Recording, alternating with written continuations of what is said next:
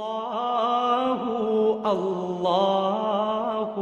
الله الله الله الله الله الله. الحمد لله رب العالمين والعاقبة للمتقين والصلاة والسلام على خير خلقه محمد وآله وأصحابه أجمعين.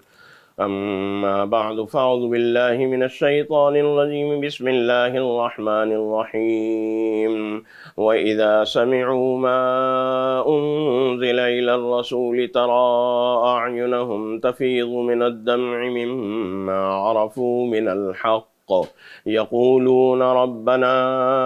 آمنا فاكتبنا مع الشاهدين. وما لنا لا نؤمن بالله وما جاءنا من الحق ونطمع أن يدخلنا ربنا مع القوم الصالحين. فأثابهم الله بما قالوا جنات تجري من تحتها الأنهار خالدين فيها وذلك جزاء المحسنين. والذين كفروا وكذبوا بآياتنا أولئك أصحاب الجحيم. صدق اللہ العظیم. 7ویں پارے کی ابتدائی آیات آپ کے سامنے تلاوت کی گئی ہیں، اور آج آپ کے سامنے 7ویں پارے کے مضامین کا خلاصہ اور ان کا لب لباب اور نچوڑ پیش کیا جائے گا. 7ویں پارے کا آغاز سورۃ المائدہ کی آیت مبارکہ نمبر 83 سے ہوتا ہے. سورۃ المائدہ کے مضامین چل رہے تھے، اور آپ کو یاد ہوگا میں نے عرض کیا تھا سورہ مائدہ کے ابتدا میں اور اس کے آغاز میں کہ حق تعالی جل شانہ نے اس سورہ مبارکہ میں ریاست اسلامی اور تنظیم اسلامی کے اصول اور اس کی بنیادی قواعد و ضوابط بیان فرمائے ہیں، اور اسلامی سیاست کے بنیادی اصولوں سے اس سورہ مبارکہ میں ہماری رہنمائی فرمائی ہے. چنانچہ اسی ضمن میں حق تعالی جل شانہ اہل کتاب کی بھی بات کر رہا ہے، اور ساتھ ہی ساتھ اہل کتاب کے ساتھ ساتھ اہل اسلام اور امت مسلمہ کے لیے بھی رہنمائی کی جو ہے وہ فراہم کی جا رہی ہے ہدایات. چنانچہ چھٹے پارے کا اختتام ہوا تھا کہ لتجدن اشد الناس عداوۃ للذین آمنوا اليہود والذین اشرکوا ولتجدن اقربهم مودۃ للذین آمنوا الذین قالوا انا نصارى ذلك بأن منهم قسیسین ورہبانا وانہم لا یستکبرون. کہ حق تعالی جل شانہ یہ بات ارشاد فرما رہے ہیں کہ ایک اسلامی ریاست کی اور امت مسلمہ کی فارن پالیسی کیسی ہونی چاہیے، اس کی دوستی کا معیار کیا ہونا چاہیے، دوستی کے معاہدات اور امن کے معاہدات کا معیار کیا ہونا چاہیے. اس بات کو بیان کرتے ہوئے اس بات سے آگاہ کیا گیا کہ کون وہ قومیں ہیں کہ جو مسلمانوں کی زیادہ بڑی دشمن ہیں، اور کون وہ قومیں ہیں کہ جو مسلمانوں سے باوجود غیر مسلم ہونے کے تھوڑا قرب رکھتی ہیں، اور مسلمانوں کے ساتھ دوستی اور محبت کے جذبات یا دوستی کے اور رفاقت کے اور امن کے جذبات اور احساسات اور یہ معاہدات جو ہیں وہ ان سے ہو سکتے ہیں. چنانچہ اس ضمن میں نجاشی کے واقعے کی طرف اشارہ کیا جا رہا ہے کہ قوم عیسائی جو ہے، عیسائی قوم جو ہے وہ مسلمانوں سے زیادہ قریب تر ہے، اور مسلمانوں کے سے ان کے نظریات، ان کے افکار ماں سوائے چند عقائد اور نظریات کے زیادہ تر نظریات اور افکار ان کے بہت ملتے جلتے ہیں. اور جو عیسائیوں میں سے جو صحیح الفکر اور صحیح العقیدہ لوگ ہوتے ہیں، جو غیر جانبدار فکر کے عادی ہوتے ہیں، وہ لوگ قرآن کریم کی تعلیمات سے بہت آگاہ بھی ہوتے ہیں اور اس سے بہت متاثر بھی ہوتے ہیں. چنانچہ یہاں سورہ 7ویں پارے کا آغاز ہو رہا ہے تو اسی واقعے سے ہو رہا ہے جس میں نجاشی کا قرآن کریم سننا اور اس واقعے سے اور قرآن کریم کی تلاوت سے متاثر ہونا بیان کیا گیا. اور وہ بات ہے کہ جب نجاشی نے جو ہے نجاشی کے سامنے جعفر طیار نے ایک بڑی زبردست تقریر کی تھی اسلام کے بنیادی عقائد اور نظریات کے اوپر، نجاشی کے سامنے اور نجاشی کے دربار میں چنانچہ نجاشی نے یہ فرمائش کی کہ کچھ وہ تلاوت کی جائے کہ جو قرآن کریم تمہارے نبی پر اور رسول پر نازل ہو رہا ہے۔ چنانچہ حضرت جعفر طیار نے قرآن کریم کی کچھ آیات کی تلاوت فرمائی، اور ان آیات کی تلاوت فرمائی جن میں حضرت مریم علیہ السلام کا تقدس بیان کیا گیا، حضرت مریم علیہ السلام کی پاکیزگی، ان کی سیرت کی طہارت اور پاکیزگی کو بیان کیا گیا۔ ان آیات کو سن کر، جعفر طیار کی تلاوت کو سن کر نجاشی کے آنکھوں سے آنسو جاری ہو گئے، اور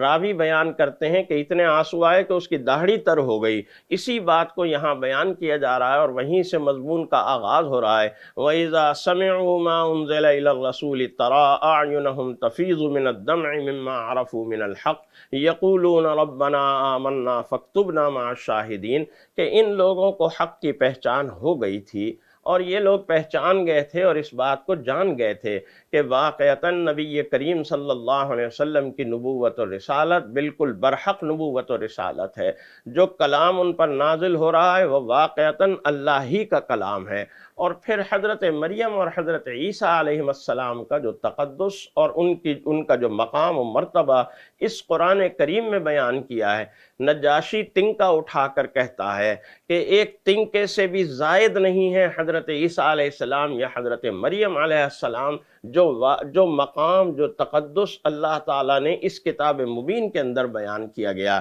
چنانچہ اس بات کو بیان کرتے ہوئے حق تعالیٰ جل شانہ اب اپنا مضمون معیشت کی طرف دوبارہ گھماتے ہیں، اور معیشت کی طرف آتے ہوئے یہ بات کہتے ہیں کہ یا ایھا الذین آمنوا لما تحرموا طیبات یا ایھا الذین آمنوا لا تحرموا طیبات ما احل اللہ لکم ولا تعتدوا ان اللہ لا يحب المعتدین۔ اے ایمان والو، دیکھو جو اللہ نے پاکیزہ رزق تمہارے لیے حلال کیا ہے اسے حرام نہ قرار دینا، اسے حرام نہ سمجھنا، کسی ایسی چیز کو حرام قرار دینا کہ جس کو اللہ تعالیٰ نے حلال قرار دیا ہے، جس کو اللہ تعالیٰ نے حلال کہا ہے، اس کو حرام کہنا، حرام سمجھنا یا حرام قرار دینا، یہ امت مسلمہ کے لیے ہرگز جائز نہیں ہے۔ اس کی تفصیلات ہم انشاءاللہ العزیز اگلے پارے کے اندر پڑھیں گے کہ حلال و حرام کا تصور کیا ہوتا ہے، اور حلال و حرام کے اس تصور کے اندر حق تعالی جل شانہ کا اختیار اور اللہ کے نبی کا اختیار کیا ہے، اور امت مسلمہ کی ذمہ داری اور فرائض کیا ہیں۔ چنانچہ فرمایا وَكُلُوا مِمَّا رَزَقَكُمُ اللَّهُ حَلَالًا طَيِّبًا وَاتَّقُوا اللَّهَ الَّذِي أَنْتُمْ بِهِ مُؤْمِنُونَ۔ اللہ تعالیٰ نے جو رزق طیبات اور حلال رزق تمہیں عطا فرمائے ان میں سے کھاؤ، خوب اچھی طرح سے کھاؤ، اور ان میں سے کھانے کے بعد اللہ کا شکر ادا کرو، اللہ کا شکر ادا کرو، ایسی فضول رسموں کے اندر، ان فضول باتوں کے اندر نہ پڑو۔ چنانچہ اس ضمن میں جہاں کھانے کا ذکر ہوا تو کھلانے کا بھی ذکر ہوا، اور کھلانے کی اس ضمن میں حق تعالی جل شانہ نے کفارہ قسم بیان کیا کہ کوئی شخص قسم کھاتا ہے اور وہ کسی بات کا عہد و پیمان اور وعدہ کرتا ہے کہ میں فلاں کام نہیں کروں گا، لیکن وہ جھوٹا ہو جاتا ہے، اس سے وہ کام ہو جاتا ہے جس کام کے نہ کرنے کی اس نے قسم کھائی تھی، تو ایسی صورت میں کفارتہ اطعام 10 مساکین من اوسط ما تطعمون اہلیکم او کسوتہم او تحریر رقبہ، 10 مسکینوں کو کھانا کھلانا۔ 10 مسکینوں کو کھانا کھلانے کی جب بات کی تو اللہ تعالیٰ نے اس کھانے کا معیار بھی بتلا دیا کہ جو کھانا مسکینوں کو کھلانا ہے، اور وہ کھانا کیسا ہونا چاہیے، یعنی تمہارا مسکینوں کے حوالے سے یا ان کو کھانا کھلانے کے حوالے سے جو رویہ ہونا چاہیے۔ سننے کو یا پڑھنے کو یہ بات بہت چھوٹی سی معلوم ہوتی ہے، لیکن انسانی رویے کا تعین ہوتا ہے، اس سے انسانی رویے کا رخ متعین ہوتا ہے، اور وہ رخ اس طریقے سے متعین ہوتا ہے کہ انسان مسکینوں کو کھلا رہا ہو تو یہ نہ کرے کہ اپنے گھر والوں کے لیے تو وہ بہت عمدہ کھانے مہیا کرتا ہے، بہت عمدہ ڈشز ہوتی ہیں، لیکن جب مسکینوں کو کھلانے کی باری آتی ہے تو بہت معمولی درجے کا، معمولی نوعیت کا کھانا ہوتا ہے۔ ایسا نہیں ہونا چاہیے، بلکہ من اوسط ما تطعمون اہلیکم، کہ جو تم اپنے اہل و عیال کو کھلاتے ہو اس سے جو اوسط، جو ایوریج نکلتی ہے، یعنی اہل و عیال کو کھلانے کا مطلب یہ ہے کہ ظاہر ہے کہ انسان جب گھر میں ہوتا ہے، گھر والوں کے لیے کھانا پکتا ہے، تو اس کھانے کے اندر بعض اوقات ورائٹی ہوتی ہے، بعض اوقات بہت اچھا کھانا پکتا ہے، کئی چیزیں ہوتی ہیں، بعض اوقات ذرا کم چیزیں ہوتی ہیں، اس سے ایک ایوریج بنتی ہے۔ کہ عام طور پر کھانے میں یہ ورائٹیز ہوتی ہیں، پھر ذرا کم ہوتی ہیں تو یہ بھی ہو جاتی ہے، اور اس سے ایک ایوریج نکلتی ہے. تو جو ایوریج نکلتی ہے وہ ایوریج کھلانی ہے تمہیں ان مسکینوں کو کہ جن مسکینوں کو بطور کفارہ قسم تم کھانا کھلا رہے ہو. اس لیے اس ایوریج سے نیچے نہیں گرنا چاہیے، اس ایوریج سے نیچے نہیں گرنا چاہیے. اور اگر کوئی شخص کھانا نہیں کھلا سکتا تو فمن لم یجد فصیام ثلاثۃ ایام، اگر کھانا کھلانے کی اس میں 10 مسکینوں کو استطاعت اور قدرت نہیں ہے تو وہ 3 روزے رکھے بطور کفارے کے. چنانچہ اس بات کو بیان کرتے ہوئے جب کھانے پینے کا ذکر ہوا اور حلال کھانے پینے کا ذکر ہوا تو ایک حرام چیز کا بھی ذکر آیا. اور وہ حرام چیز کیا آئی کہ یا ایھا الذین آمنوا انما الخمر والمیسر والانصاب والازلام رجس من عمل الشیطان فاجتنبوہ. اے ایمان والو، میں ذرا اس آیت کریمہ کا ترجمہ پہلے عرض کر دوں، اس کو ذرا توجہ سے سنیے گا. اے ایمان والو، بلا شبہ شراب، جوا اور پانسے اور یہ فال بازیاں رجسن، یہ نجاست ہیں، ناپاک چیزیں ہیں، من عمل الشیطان، شیطان کے کام ہیں. فجتنبوہ، لہٰذا ان سے بچو، لہٰذا ان سے بچو، ان سب چیزوں سے بچو.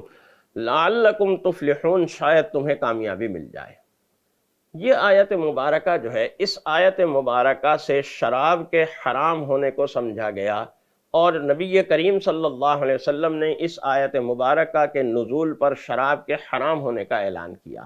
آپ کو یاد ہوگا ہم گزشتہ سبقوں میں اور درسوں میں اس بات کو ڈسکس کر چکے ہیں کہ شراب کے سلسلے میں ایک آیت مبارکہ نازل ہوئی تھی، یسألونک عن الخمر والمیسر قل فیہما اسم کبیر ومنافع للناس.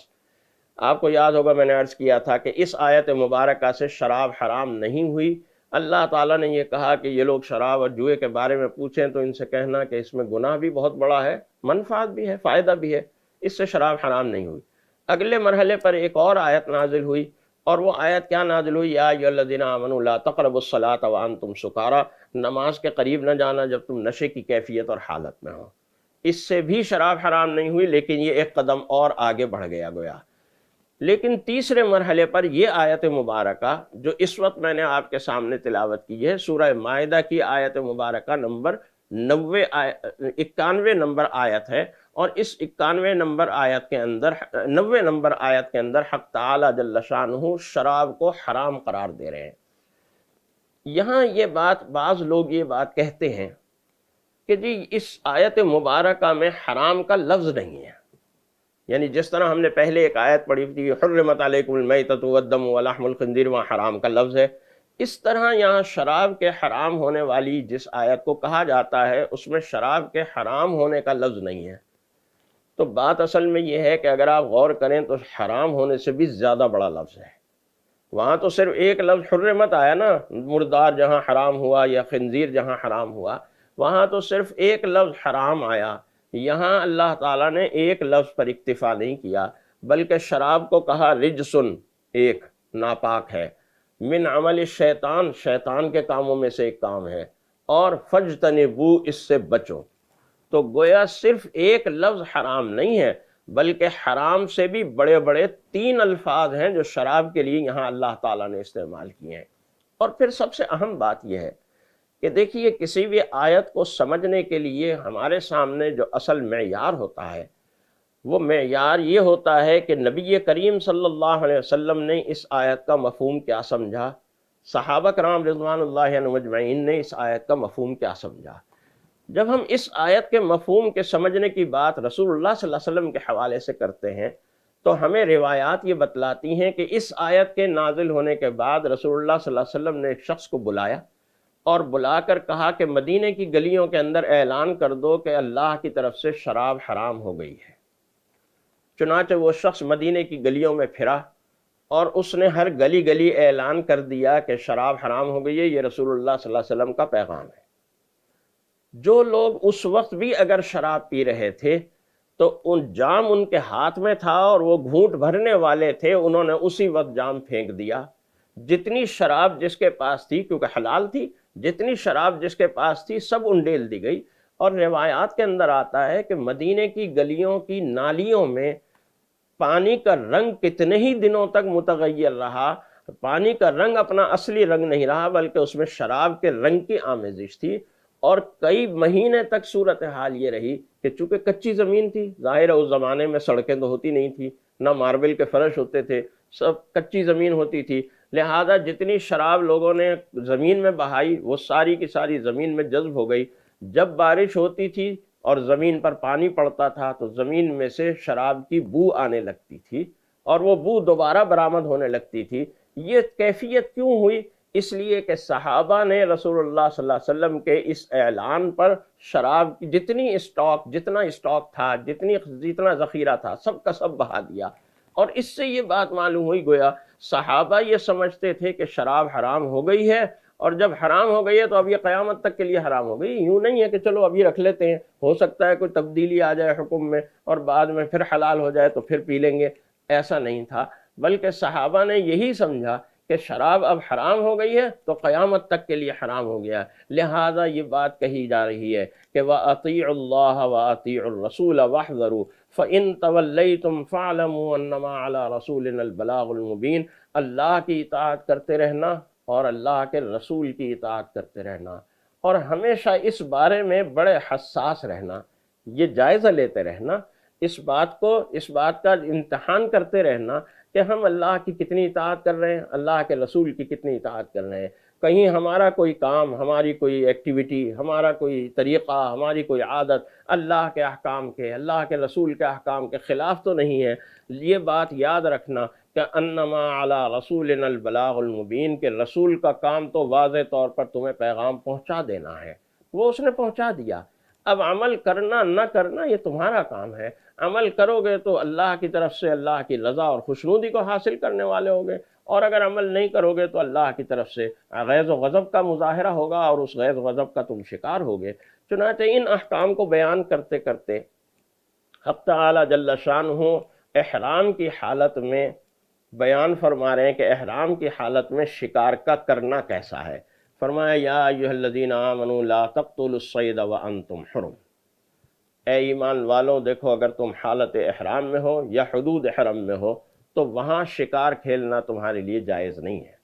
ویسے شکار کرنا جائز ہے، شکار کر کے جانور کو کھانا یہ جائز ہے اگر جانور حلال ہے، لیکن اگر جانور حلال نہیں ہے تو پھر ظاہر ہے کہ اس کی اجازت نہیں ہے۔ لیکن حالت احرام کے اندر کسی حلال جانور کو بھی شکار کرنا یا شکار کر کے مارنا یا حدود حرم میں کسی جانور کو مارنا یہ جائز نہیں ہے، اور اگر کوئی شخص ایسا کر لیتا ہے تو فجزاء مثل ما قتل من النعم، تو جیسا جانور اس نے مارا ہے ویسا ہی جانور اسے قربانی کے طور پر وہاں حدود حرم میں دینا پڑے گا۔ یعنی وہ کسی کو بلایا جائے گا ماہر کو کہ جو جانوروں کے کاروبار کا اور لین دین خرید و فروخت کا ماہر ہوگا، اس سے پوچھا جائے گا بھئی یہ کتنی قیمت کا جانور ہے، ویسا ہی اتنی ہی قیمت کا کوئی اور جانور لے کر حدود حرم کے اندر اس کی قربانی دی جائے گی۔ یہ حدود حرم کا احترام ہے، حدود حرم کی عظمت ہے۔ اور یہ بات بھی ذہن میں رکھیے کہ وہ جو آیت مبارکہ ہم نے پڑھی تھی آپ کو یاد ہوگا کہ من دخلہ کان آمنا، کہ اس حدود حرم کے اندر اور کعبۃ اللہ کے اندر جو داخل ہو جاتا ہے امن پا جاتا ہے۔ تو آپ سوچئے کہ جانور بھی امن پا جاتا ہے، تو جب جانور بھی ان حدود میں امن پا جاتا ہے تو انسان کتنا امن پاتا ہوگا۔ ان حدود کے اندر آ کر سارے فتنے اور سارے فساد سے وہ مامون اور محفوظ ہو جاتا ہے جو شخص اللہ کے گھر کی ان حدود کے اندر داخل ہو جاتا ہے۔ چنانچہ اسی بات کو بیان کرتے ہوئے عام حالات میں شکار کی اجازت دی، اور یہ بات بھی فرمائی کہ دیکھو نبی کریم صلی اللہ علیہ وسلم سے سوالات زیادہ نہ کرنا، زیادہ منہ شگافیاں، زیادہ باریک بینیوں کے اندر نہ پڑنا، جیسے اہل کتاب کا واقعہ سورۃ البقرہ کے اندر نقل کیا گیا، اس کا لحاظ رکھنا۔ صحابہ آپ سے سوال تو کرتے تھے،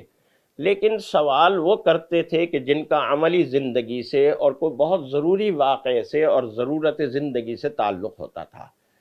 لیکن اس سوال میں بھی جتنی بات رسول اللہ صلی اللہ علیہ وسلم سے آ جاتی تھی ہدایت کی کہ یوں کرنا ہے، اسے خاموشی سے قبول کرتے تھے، اس میں مزید کوئی ایف اینڈ بٹ نہیں کرتے تھے کہ اگر یوں ہو تو یوں ہو، اگر یوں ہو تو یوں ہو، یا اس کی تفصیل بتائیے ہمیں نہیں سمجھ میں آ رہی، ایسا نہیں تھا۔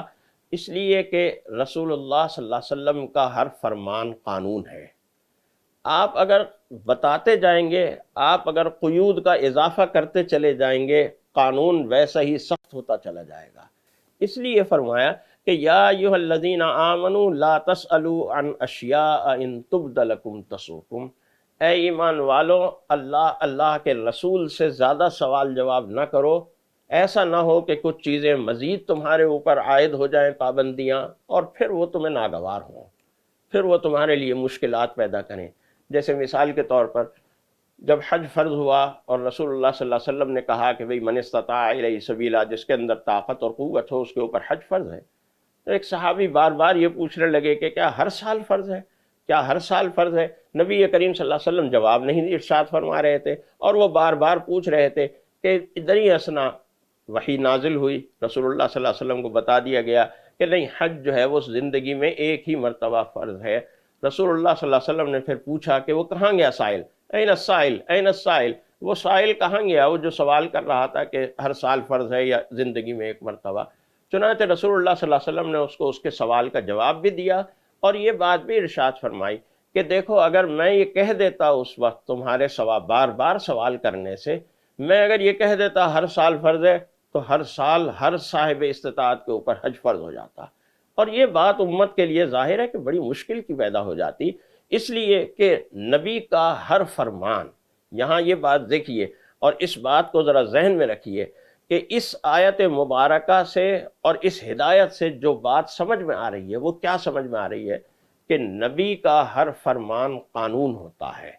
نبی کا ہر فرمان قانون کا مصدر ہوتا ہے۔ مآخذ قانون اور مصدر قانون ہم پڑھ چکے ہیں کہ 4 مآخذ ہیں، اور ان 4 مآخذ میں سب سے پہلا مآخذ اللہ کی کتاب ہے، اور دوسرا مآخذ نبی کریم صلی اللہ علیہ وسلم کی سنت ہے۔ لہذا نبی جو بات کہہ دے وہ پھر قانون بن جاتا ہے امت کے لیے، اس لیے نبی سے زیادہ سوال و جواب نہ کرنا، اس لیے کہ ان سوال و جواب کے نتیجے میں پھر اگر قانون میں زیادہ مشکلات پیدا ہو گئیں تو وہ امت کے لیے مشکلات کا سامان ہوں گی۔ چنانچہ اسی بات کو بیان کرتے ہوئے دوبارہ اللہ تعالیٰ رخ موڑتے ہیں اہل کتاب اور بطور خاص عیسائی قوم اور عیسائی برادری کی طرف، اور اس عیسائی برادری کو حق تعالیٰ جل شانہ خطاب کرتے ہوئے حضرت عیسیٰ ابن مریم علیہ السلام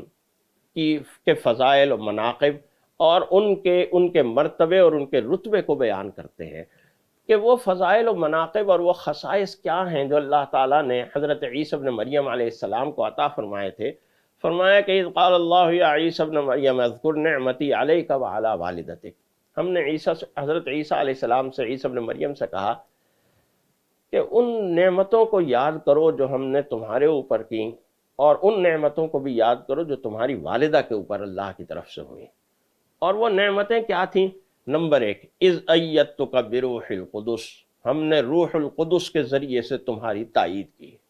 پہلی نعمت، پہلا منقبت، پہلی فضیلت حضرت عیسیٰ علیہ السلام کی یہ بتائی جا رہی ہے کہ حضرت عیسیٰ علیہ السلام یا حضرت مریم علیہ السلام کی تائید کے لیے اللہ تعالیٰ نے روح القدس یعنی حضرت جبریل امین کو متعین کیا۔ سید الملائکہ ہیں، ملائکہ کے فرشتے ہیں، ملائکہ کے سردار ہیں، وہ اللہ تعالیٰ کے اس نبی کی تائید کر رہے ہیں، اللہ کے اس نبی کی مادر کی اور ان کی والدہ مقدسہ کی تائید کر رہے ہیں۔ وَإِذْ تَخْلُقُ مِنَ الطِّينِ كَهَيْئَةِ الطَّيْرِ تُكَلِّمُ النَّاسَ فِي الْمَهْدِ وَكَهْلًا۔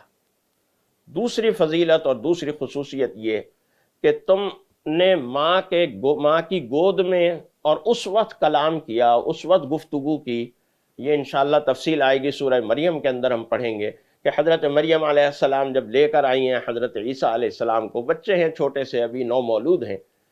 اور حضرت مریم علیہ السلام ان کی طرف اشارہ کر دیتی ہیں، اور وہاں حضرت عیسیٰ علیہ السلام ایک معجزے کے طور پر بولتے ہیں۔ وہ کلام کیا تھا اور وہ بات کیا تھی جو حضرت عیسیٰ علیہ السلام نے فرمائی، وہ انشاءاللہ ہم سورہ مریم میں پڑھیں گے۔ اس بات کو بیان کیا کہ تم نے ماں کی گود میں اس وقت کلام کیا جب عام طور پر بچے کلام نہیں کرتے۔ اسی طرح سے وکہلا، جب بڑے ہو گئے، جو روٹین میں بولنے کا ٹائم ہوتا ہے بچوں کے، اس کے مطابق بھی تم نے بولنا شروع کیا اور پھر بولے۔ یہ دوسری فضیلت اور منقبت تھی جو حضرت عیسیٰ علیہ السلام کو عطا ہوئی۔ وَإِذْ عَلَّمْتُكَ الْكِتَابَ وَالْحِكْمَةَ وَالتَّوْرَاةَ وَالْإِنْجِيلَ، تیسری فضیلت اور منقبت یہ کہ ہم نے کتاب و حکمت کی تمہیں تعلیم دی۔ ہم نے کتاب کی بھی تعلیم دی، اور وہ کتاب کون سی تھی؟ تورات بھی تھی، انجیل بھی تھی۔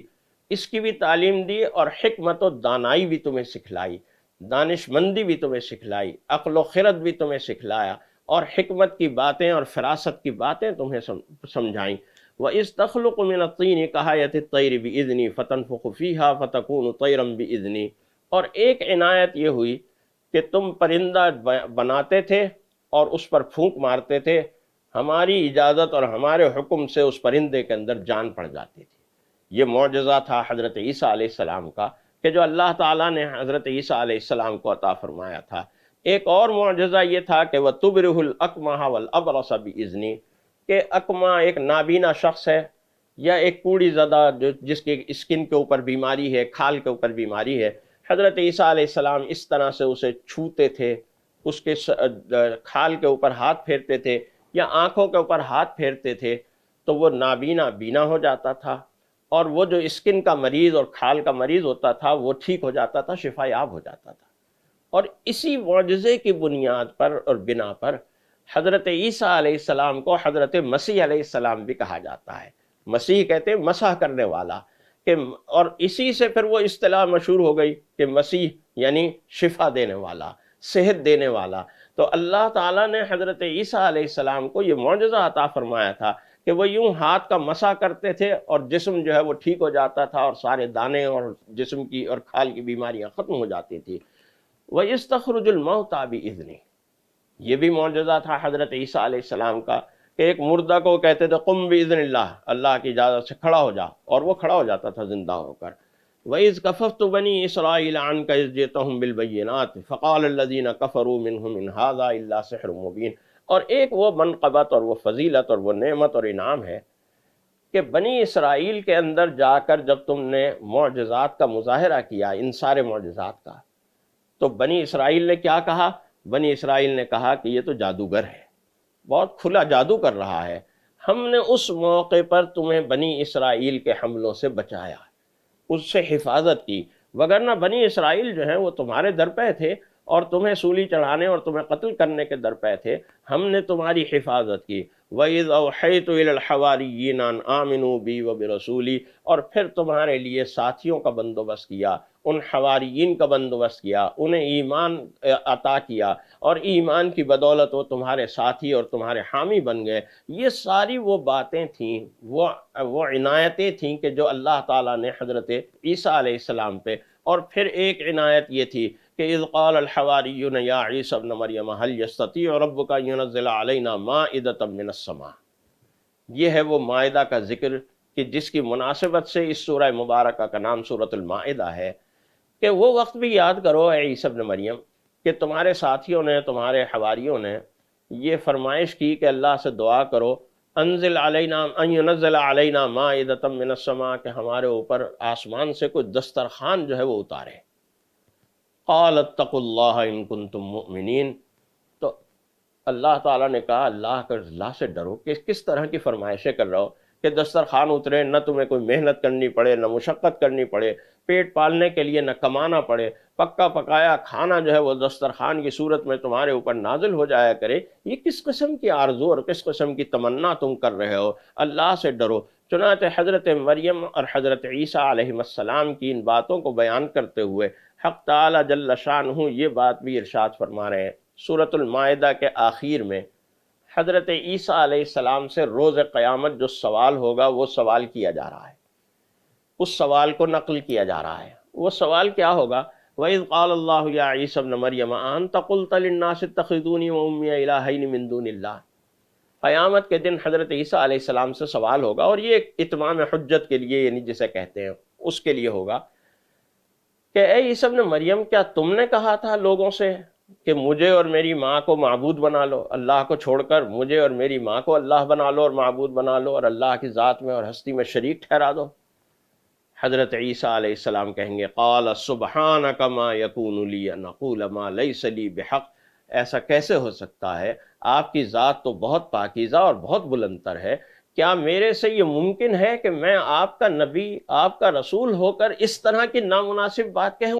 کہ لوگوں کو شرک کی طرف بلاؤں؟ مجھے تو آپ نے توحید کی طرف بلانے کے لیے بھیجا تھا، اللہ کی وحدانیت کی طرف بلانے کے لیے بھیجا تھا، تو میرے لیے یہ کیسے مناسب ہو سکتا تھا بحیثیت ایک نبی اور رسول کے کہ میں لوگوں کو اپنی معبودیت کی طرف اور اپنی ماں کی معبودیت کی طرف بلاؤں؟ ہرگز نہیں۔ یہ بعد کے لوگوں نے اس طرح کی صورتحال پیدا کی ہے، تو لہٰذا یہ بات یاد رکھنا کہ یہ حضرت عیسیٰ علیہ السلام کی تعلیم نہیں تھی کہ حضرت عیسیٰ علیہ السلام نے کہا ہو کہ مجھے پروردگار بنا لو، مجھے رب بنا لو، مجھے الہ بنا لو، مجھے معبود بنا لو۔ یہ حضرت عیسیٰ علیہ السلام کا حکم یا ان کی ہدایت نہیں تھی۔ ان مضامین پر سورۃ المائدہ کا اختتام ہوتا ہے، سورۃ الانعام کا آغاز ہوتا ہے۔ سورۃ الانعام مکی سورہ مبارکہ ہے، اس میں 165 آیات ہیں اور 20 رکوع ہیں۔ یہ سورہ مبارکہ مکہ مکرمہ کے ابتدائی دور میں نازل ہوئی ہے، اور 7ویں پارے میں اس کی 110 آیات، یعنی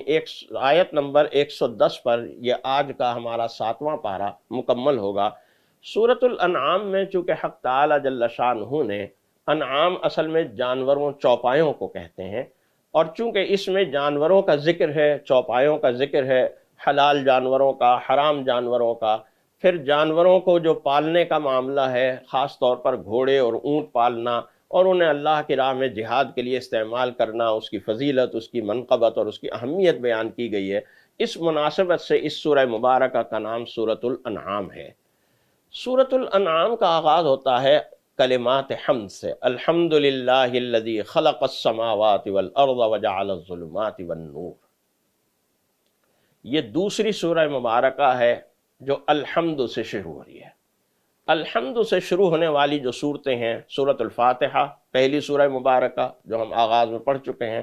اس کے بعد یہ سورہ مبارکہ یعنی سورۃ الانعام ہے، اس کے بعد آگے آئے گی سورۃ الکہف، سورہ سبا اور سورۃ الفاطر۔ یہ سورہ مبارکہ ہیں کہ جو الحمد کے لفظ سے شروع ہو رہی ہیں، اللہ کی حمد و ثنا سے، اللہ کی تعریف کے کلمات سے شروع ہو رہی ہیں۔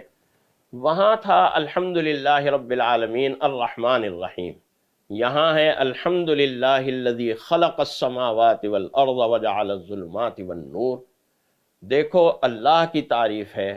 اللہ کی حمد و ثنا ہے، وہ اللہ کہ جس نے آسمانوں کو پیدا کیا، والارض اور زمین کو پیدا کیا، وجعل الظلمات والنور اور جس نے اندھیروں کو پیدا کیا اور روشنی کو پیدا کیا۔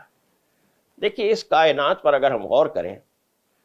تو یہ کائنات ہمیں ازداد کا مجموعہ لگتی ہے، اپوزٹس۔ ہر چیز کا آپ کو اپوزٹ نظر آئے گا۔ آپ کو روشنی نظر آتی ہے تو تاریکی بھی نظر آتی ہے، آپ کو سفیدی نظر آتی ہے تو سیاہی بھی نظر آتی ہے، آپ کو صحت نظر آتی ہے تو مرض اور بیماری بھی نظر آتی ہے، آپ کو دن نظر آتا ہے تو آپ کو رات بھی نظر آتی ہے۔ یہ ازداد کا مجموعہ ہے۔ اس کائنات کو اگر آپ غور کریں اور دیکھیں، آپ کو بلندی نظر آتی ہے تو آپ کو پستی بھی نظر آتی ہے، آپ کو اگر غصہ نظر آتا ہے کسی کا تو اس کی رحم دلی اور اس کا عفو و درگزر بھی نظر آتا ہے، جلال نظر آتا ہے تو جمال بھی نظر آتا ہے۔ تو یہ پوری کائنات اسی طرح سے ازداد کا مجموعہ ہے۔ جھوٹ ہے تو سچ بھی ہے، سچ ہے تو جھوٹ بھی ہے، ہر چیز ہے، ایمان ہے تو کفر بھی ہے، توحید ہے تو شرک بھی ہے۔ یہ ازداد کا مجموعہ اللہ تعالیٰ نے اس کائنات کو بنایا ہے، اور اس کائنات کے اندر ہر چیز کا کوئی نہ کوئی اپوزٹ اور کوئی نہ کوئی مقابل ضرور موجود ہے۔ اور حقیقت یہ ہے کہ ہر چیز اللہ ہی کی تخلیق ہے، یعنی ایک طرف اللہ تعالیٰ اگر روشنی کو بنا رہا ہے، وہی اللہ اندھیروں کو بھی بنا رہا ہے۔ اللہ تعالیٰ اگر کفر بنا رہا ہے تو اللہ تعالیٰ ہی ایمان بھی تخلیق فرما رہا ہے۔ اللہ تعالیٰ اگر بلندی تخلیق فرما رہا ہے تو اللہ تعالیٰ پستی بھی تخلیق فرما رہا ہے۔ اور یہ وہی بات ہے کہ ہم جب ایمان مفصل پڑھتے ہیں تو اس ایمان مفصل کے اندر پڑھتے ہیں والقدر خیرہ وشرہ من اللہ تعالیٰ، کہ اگر مجھے کوئی خیر ملتی ہے تو وہ خیر بھی اللہ ہی کی طرف سے ہے، اللہ ہی اس کا خالق ہے۔ میرے ساتھ کوئی برائی ہوتی ہے، مجھے کوئی حادثہ پیش آ جاتا ہے، کوئی صدمہ آ جاتا ہے تو وہ بھی اللہ ہی کی طرف سے ہوتا ہے۔ کوئی انعام ملتا ہے، دولت ملتی ہے تو وہ بھی اللہ کی طرف سے ہے۔ کوئی پریشانی آتی ہے، کوئی بحران آتا ہے، کوئی بیماری آتی ہے تو وہ بھی اللہ ہی کی طرف سے ہے۔ خالق خیر بھی اللہ ہے اور خالق شر بھی اللہ ہے۔ اللہ تعالیٰ ہر چیز کا خالق ہے۔ یہ وہ تصور نہیں ہے کہ جو دو خداؤں کا تصور ہے۔ سورۃ النحل میں ہم انشاءاللہ اس کی تفصیل پڑھیں گے کہ اللہ تعالیٰ کہتا ہے دو خداؤں کو مت بناؤ،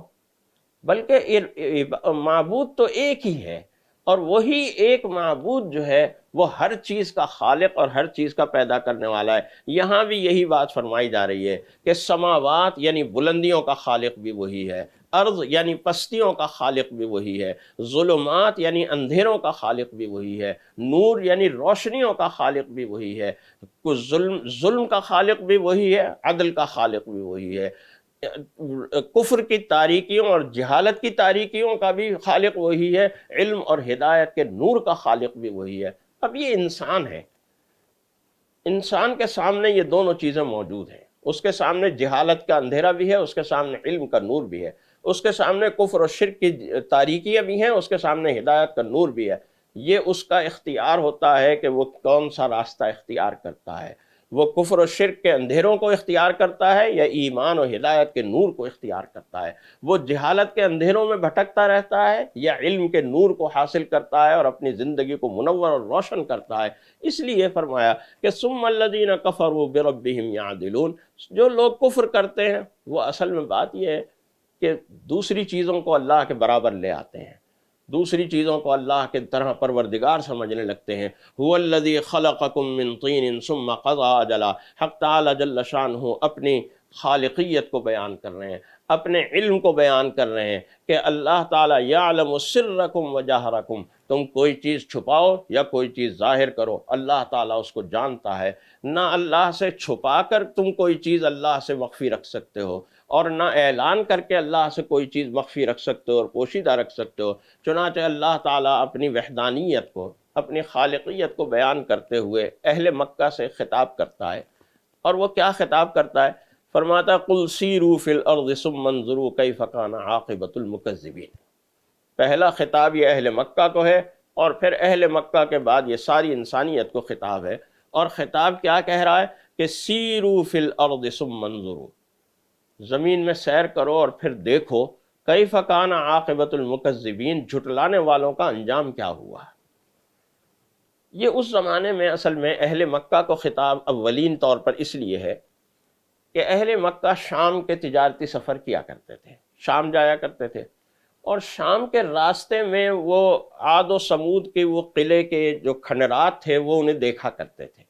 وہ راستے میں انہیں نظر آتے تھے وہ کھنڈرات، ان کھنڈرات کو وہ دیکھا کرتے تھے، لیکن کھنڈرات کو دیکھ کر کبھی انہوں نے سبق عبرت نہیں حاصل کیا۔ تو اللہ تعالیٰ اس سبق عبرت کی طرف متوجہ کر رہا ہے کہ دیکھو یہ کھنڈرات تمہیں بتلا رہے ہوں گے کہ یہاں کوئی نہ کوئی قوم آباد تھی تو ختم کیوں کر دی گئی؟ یہ بھی تو سوچو کہ وہ ختم کیوں ہو گئی، وہ ہلاک کیوں ہو گئی، وہ تباہ و برباد کیوں ہو گئی، اس کی تباہی کے اور ہلاکت کے اسباب کیا تھے؟ ہمیں ان اسباب سے اپنے آپ کو بچانا ہے تاکہ ہم بھی کہیں ہلاکت اور تباہی کا شکار نہ ہو جائیں۔ یہ عبرت کا سامان ہونا چاہیے تھا، لیکن ہوتا نہیں ہے۔ چنانچہ اللہ تعالیٰ نے ان کو تو خطاب کیا تھا شام کے سفر کے حوالے سے، لیکن یہ خطاب ہمیں بھی ہو رہا ہے۔ اور سیرو فی الارض سے مراد یہ ہے کہ ذرا تاریخ کا جائزہ تو لو، تاریخ کو پڑھو، اور اگر زیادہ لمبی چوڑی تاریخ نہیں پڑھ سکتے تو اللہ کی اس کتاب کو پڑھو۔ اللہ نے اپنی اس کتاب کے اندر بتلا دیا ہے کہ مکذبین کا انجام کیا ہوا، کیا وہ کردار تھا، کیا وہ سیرت تھی۔ آئندہ صورتوں میں انشاءاللہ ہمارے سامنے وہ تفصیلات آئیں گی، وہ کس وجہ سے اللہ کی طرف سے ہلاکت اور تباہی کا نشانہ بنے۔ ان تمام اسباب کو بیان کر دیا گیا اسی وجہ سے تاکہ ہم ان اسباب کو اپنی زندگی سے نکالنے والے ہوں۔ چنانچہ فرمایا گیا وَمَنْ أَظْلَمُ مِمَّنِ افْتَرَىٰ عَلَى اللَّهِ كَذِبًا أَوْ كَذَّبَ بِآيَاتِهِ إِنَّهُ لَا يُفْلِحُ الظَّالِمُونَ۔ یہ بات یاد رکھنا کہ جو اللہ کی آیات کو جھٹلائے گا یا اللہ پر جھوٹ بہتان باندھے گا، اللہ کی طرف جھوٹ منسوب کرے گا، اللہ نے ایک بات نہیں کہی لیکن وہ کہہ رہا ہے کہ اللہ نے کہی ہے، اپنی بات کو وہ اللہ کی بات بنا کر پیش کرنا چاہتا ہے، ایسا شخص اللہ پر جھوٹ باندھ رہا ہے، اللہ پر افترا کر رہا ہے۔ انہ لا یفلح الظالمون، ایسے ظالموں کو اللہ تعالیٰ کامیابی کبھی بھی نہیں دیا کرتا، یہ لوگ ہمیشہ خسارے میں رہتے ہیں۔ ہونا یہی چاہیے کہ ہم اللہ کے احکام کو سنیں اور اللہ کے احکام کو سن کر ان پر عمل کرنے کی کوشش کریں۔ چنانچہ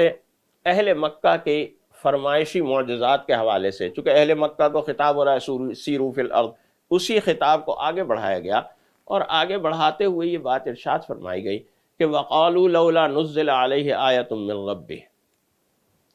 کہ اگر ہمارے سامنے کوئی اللہ کی ایسی نشانی ظاہر ہو جاتی، رسول اللہ صلی اللہ علیہ وسلم سے فرمائشی معجزات کرتے تھے، معجزات کی فرمائش کرتے تھے کہ بھئی یہ کر کے دکھاؤ، یہ پہاڑ کو سونے کا بنا کے دکھاؤ، یہ کر کے دکھاؤ، یہ کر کے دکھاؤ، چاند کو 2 ٹکڑے کر کے دکھاؤ۔ ان میں سے کچھ فرمائشی معجزات پورے بھی کیے گئے، لیکن یہاں ایک بات واضح کی جا رہی ہے کہ دیکھو، اگر فرمائشی معجزات پورے ہو جائیں،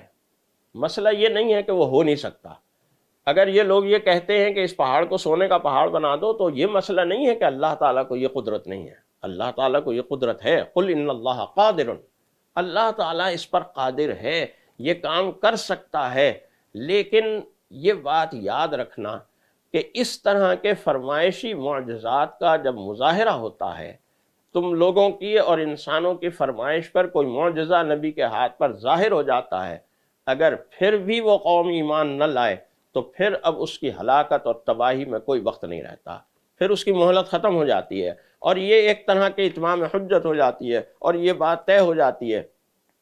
کہ یہ قوم اس بات کو طے کر چکی ہے کہ اللہ کے رسول پر ایمان نہیں لانا، اللہ کے رسول کو نہیں ماننا۔ اس لیے یہ بات یاد رکھنا کہ والذین کذبوا بآیاتنا صم وبکم فی الظلمات من یشاء اللہ یضللہ ومن یشاء یجعلہ علی صراط مستقیم۔ جو لوگ جھٹلاتے ہیں اللہ کی آیات کو،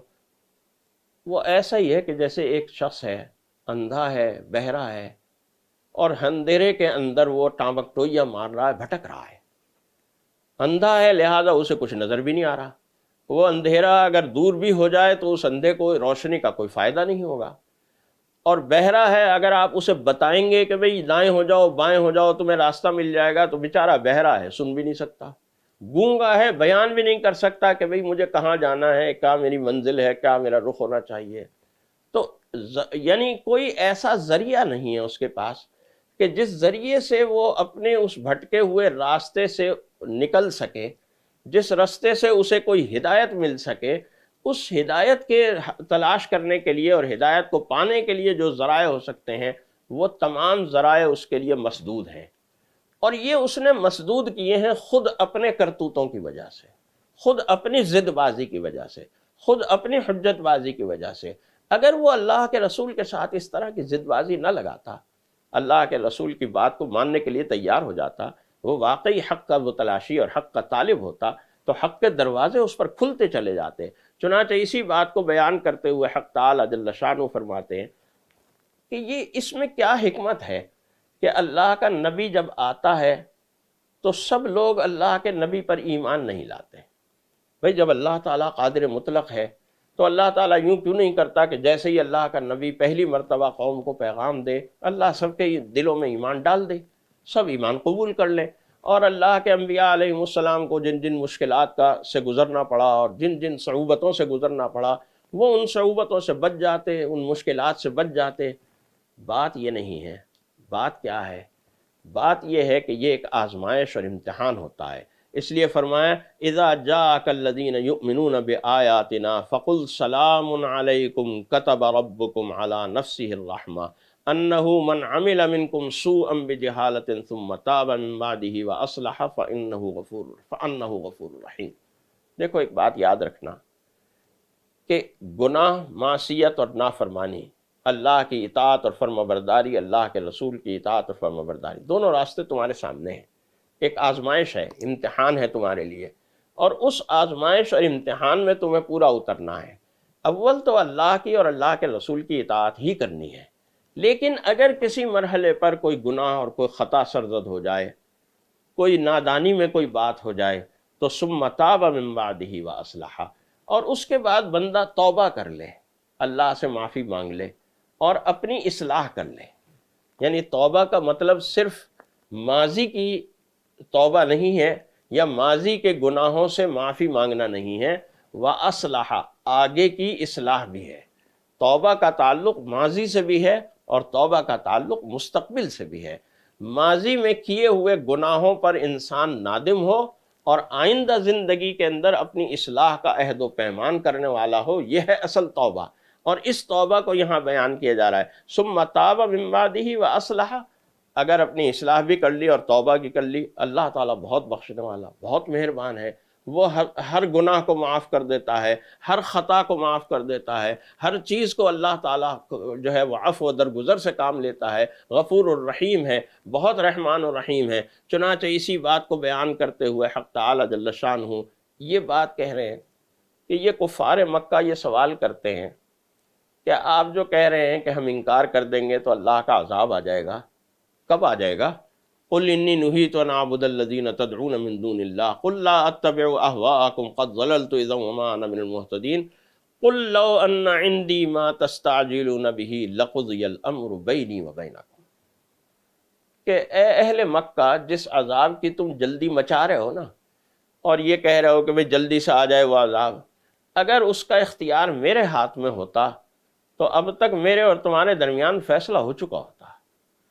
اللہ کی یہ کریمانہ ذات ہے، اللہ کا یہ طریقہ ہے، اللہ کی یہ سنت ہے کہ وہ ایک وقت تک مہلت دیتا ہے۔ یوں ایک دم سے اللہ تعالیٰ انسانوں کو عذاب میں نہیں پکڑتا، اس لیے کہ اللہ تعالیٰ انسانوں کا اور انسانیت کا دشمن نہیں ہے۔ اس نے تو انسانوں کے لیے رحمت لکھ دی ہے اپنے اوپر، اس نے تو یہ بات لکھ دی ہے کہ سبقت غضبی رحمتی، میرے غضب کے اوپر میری سبقت رحمتی غضبی، میری رحمت میرے غضب کے اوپر سبقت لے گئی ہے، اس کے اوپر غالب آ گئی ہے۔ لہذا اللہ تعالیٰ تو بندوں کے لیے رحمان و رحیم ہے، اور وہ بندوں کو مہلت دیتا رہتا ہے، مہلت دیتا رہتا ہے، انہیں فوری نہیں پکڑتا، لیکن جب بندہ گمراہی کے اندر مسلسل آگے بڑھتا رہتا ہے، بغاوت اور سرکشی میں مسلسل اضافہ ہی ہوتا رہتا ہے، تو پھر ایک لمحہ آتا ہے، اور جب وہ لمحہ آتا ہے جو اللہ کے ہاں معلوم ہوتا ہے، اللہ کو پتہ ہوتا ہے، اللہ کے ہاں سے متعین ہوتا ہے، پھر اس لمحے میں ایک لمحے کی بھی تاخیر نہیں ہوتی۔ اس لیے اس بات کو نہ دیکھو کہ وہ کب آئے گا عذاب، وہ آنا ہے، وہ ضرور آ کر رہے گا۔ تم اپنی تیاری رکھو، اللہ کا رسول تمہارے اندر موجود ہے، اللہ کے اس رسول کی پیروی کرو، اس رسول کے کہنے کو مانو، اور جب ہم اس رسول کے کہنے کو مانیں گے تو یقیناً اللہ کی رضا اور خوشنودی کو حاصل کرنے والے ہوں گے۔ چنانچہ اسی بات کو بیان کرتے ہوئے حق تعالیٰ جل شانہ حضرت ابراہیم علیہ السلام کے طریقے کو بیان فرما رہے ہیں کہ اذ قال ابراہیم لأبیہ آذر تتخذ اصناما آلہہ، حضرت ابراہیم علیہ السلام نے تو اپنے والد سے بھی کہہ دیا تھا کہ اے والد صاحب، آپ ان بتوں کی پوجا کیوں کرتے ہیں، آپ ان بتوں کو کیوں پوجتے ہیں؟ یعنی ایک طرف والد کا ادب و احترام ہے، وہ اپنی جگہ ہے، وہ انہوں نے ملحوظ رکھا، لیکن ایک طرف بحیثیت نبی انہیں دعوت دینا اور حق کی طرف بلانا یہ ان کا فریضہ، ان کی ذمہ داری تھی۔ نہ انہوں نے والد کے ادب و احترام میں کوئی کمی پیدا کی اور نہ اپنی ذمہ داری کے ادا کرنے میں کوئی کوتاہی کی، اس ذمہ داری کو ادا کیا، اور جب ذمہ داری ادا کر دی اور والد نے کوئی حوصلہ افزا جواب نہیں دیا تو حضرت ابراہیم علیہ السلام نے کہا انی وجہت وجہی للذی فطر السماوات والارض حنیفا وما انا من المشرکین، میں تو اپنا رخ اللہ کی طرف کرتا ہوں۔ اور اپنا رخ اللہ کی طرف کرنے کے بعد حضرت ابراہیم علیہ السلام کے اس مناظرے کا ذکر ہوا جو انہوں نے قوم سے کیا تھا، اور اس مناظرے میں حضرت ابراہیم علیہ السلام نے ایک بڑا عجیب و غریب اسلوب اختیار کیا، اور وہ اسلوب یہ اختیار کیا کہ حضرت ابراہیم علیہ السلام نے قوم کی زبان میں ان سے مناظرہ کیا۔ اور وہ مناظرہ کس طرح سے کیا کہ اچھا دیکھو، تم ستاروں کو معبود سمجھتے ہو نا، چلو فرض کرو میں مان لی کہ یہ ستارہ ہمارا معبود ہے، وہ غروب ہو گیا، فلما افلت، انہوں نے کہا یہ کہاں گیا، میں تو ایسی ذات کو اور ایسی ہستی کو یا ایسی چیز کو معبود نہیں بنا سکتا جو غروب ہو جائے گا۔ پھر فلما رأى القمر، چاند نظر آیا تو انہوں نے کہا اچھا چلو فرض کرو یہ چاند ہمارا معبود ہوگا، چاند بھی غروب ہو گیا، انہوں نے کہا یہ غروب ہونے والی چیز۔ پھر سورج نظر آیا، انہوں نے کہا چلو یہ بہت بڑا ہے، یہ معبود ہوگا۔ یعنی یہ بات یوں نہیں ہے کہ حضرت ابراہیم علیہ السلام نعوذ باللہ اس شک میں مبتلا تھے کہ شاید یہ ستارہ ہمارا معبود ہو، یا یہ چاند ہمارا معبود ہو، یا یہ سورج ہمارا معبود ہو، بلکہ وہ قوم چونکہ سورج کو معبود سمجھتی تھی، چاند کو معبود سمجھتی تھی، ستارے کو معبود سمجھتی تھی، حضرت ابراہیم علیہ السلام ان سے کہہ رہے ہیں کہ یہ جو غروب ہونے والی چیزیں ہیں، یہ جو مخلوق چیزیں ہیں، یہ کیسے ہمارا معبود ہو سکتی ہیں؟ ہمارا معبود تو وہ ہے کہ ان اللہ فالق الحب والنوا، کہ جس نے اس کائنات کی چھوٹی سے چھوٹی چیز بھی اسی نے بنائی، اور کائنات کی بڑی سے بڑی چیز بھی اسی نے بنائی۔ انہی مضامین کو بیان کرتے ہوئے حق تعالی جل شانہ 7ویں پارے کے مضامین کو مکمل فرما رہے ہیں، اور یہ بات فرما رہے ہیں کہ دیکھو ایک بات کا اقرار کر لینا کہ لا الہ الا ہو، اللہ کے سوا کوئی معبود نہیں ہے، خالق کل شیء، ہر چیز کا وہی خالق ہے، فاعبدوہ، لہذا اسی کی عبادت کرنی ہے، وہو علی کل شیء وکیل، ہر چیز کا وہ نگران ہے، لا تدرکہ الابصار وہو یدرک الابصار، اس کو ہماری آنکھیں نہیں دیکھ سکتی لیکن وہ ہمیں دیکھ لیتا ہے، جہاں کہیں بھی ہوں ہم اس کے نظر میں اور اس کے علم میں ہیں، وہو اللطیف الخبیر، وہ بڑا باریک بین ہے اور بڑا خبردار ہے۔ قد جاءکم بصائر من ربکم، اللہ کی طرف سے بڑی روشن دلیلیں آ چکی ہیں، ان روشن دلیلوں کو ماننا ہے اور ان روشن دلیلوں کے مطابق چلنا ہے، تو زندگی کے اندر بھی نجات ہے اور آخرت میں بھی تمہارے لیے نجات ہے۔ ان مضامین پر 7ویں پارے کے مضامین کا اختتام ہوتا ہے۔ 8ویں پارے کے مضامین کے ساتھ انشاءاللہ کل آپ کے سامنے حاضر ہوں گے۔ اللہ تعالی ہمیں سمجھنے اور عمل کرنے کی ہمت اور توفیق نصیب فرمائے، آمین۔ وآخر دعوانا ان الحمدللہ رب العالمین۔ اللہ اللہ اللہ اللہ اللہ اللہ اللہ اللہ